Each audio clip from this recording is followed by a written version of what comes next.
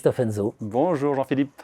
Christophe Enzo, l'art de la performance, édition Duno. Vous en êtes co-auteur avec Jérôme Brisbourg, Thierry Pic. Vous venez de gagner le prix spécial Turgot et c'est mérité, plus que mérité, c'est évident. Ouvrage préfacé par Tony Parker et Denis Mercier. On parle ensemble, chapitre 6, Média, l'art de captiver.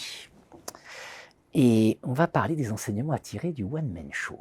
Comment les showman en one-man show arrivent à nous captiver, à captiver notre attention. Et ça, vous nous aidez à le décoder dans l'ouvrage. Oui, tout à fait. Alors, c'est passionnant, les one-man shows à regarder. Alors, c'est parce que c'est drôle, parce que c'est vivant. Mais après, à décoder, c'est encore plus passionnant.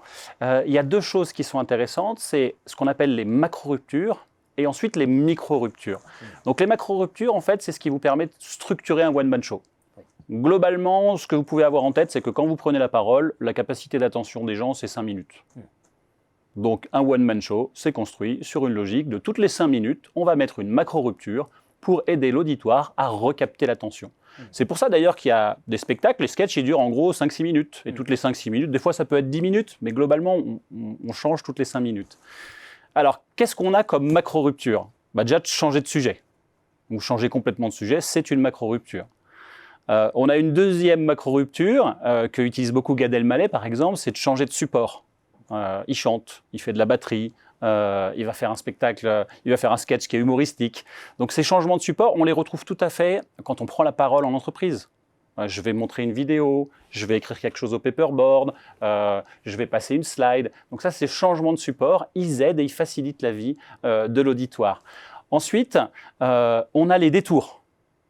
Haroun, il fait ça très bien. Il est sur un sujet et au milieu d'un sujet, il part sur autre chose. Et on est un peu déboussolé, mais on est complètement attentif. Alors, il y en a une aussi qui est incroyable, c'est Blanche Gardin, quand elle fait des silences en plein milieu des phrases. Et là, on se dit, où est-ce qu'elle va nous emmener ?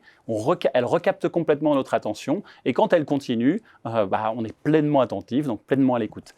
Tout ça, c'est des macro-ruptures. Et en gros, on essaye de faire ça toutes les 5 minutes. Vous avez bien sûr la dernière que j'ai oubliée, c'est d'interpeller le public. Quand vous interpellez le public, vous donnez la parole à quelqu'un d'autre, on change de support également. Tout ça, c'est voilà, ça structure. Après, on a aussi des micro-ruptures. Alors, les micro-ruptures, vous recaptez l'attention de votre auditoire pendant 30 secondes, 1 minute. Et alors là, c'est par exemple les mimiques de Florence Foresti.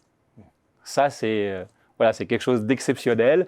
Et ça, voilà, ça recapte et ça recaptive l'auditoire. Vous avez Alban Ibanov qui joue beaucoup avec la voix. Donc ça, c'est aussi ce qu'on appelle des micro-ruptures. Un Jamel Debbouze qui bouge beaucoup sur la scène. Voilà, les déplacements, c'est aussi des micro-ruptures. Donc on a tout un tas de possibilités et de faire varier entre des macro-ruptures qui permettent de recapter l'attention toutes les 5 minutes et à l'intérieur de ces macro-ruptures, on injecte des micro-ruptures pour maintenir l'auditoire attentif. C'est quoi l'idée fondamentale ? C'est de faciliter la vie de l'auditoire, voilà, qu'il soit très tranquille, très à l'aise et voilà, un spectacle qui peut durer 1h30, on a l'impression que ça a duré 5 minutes.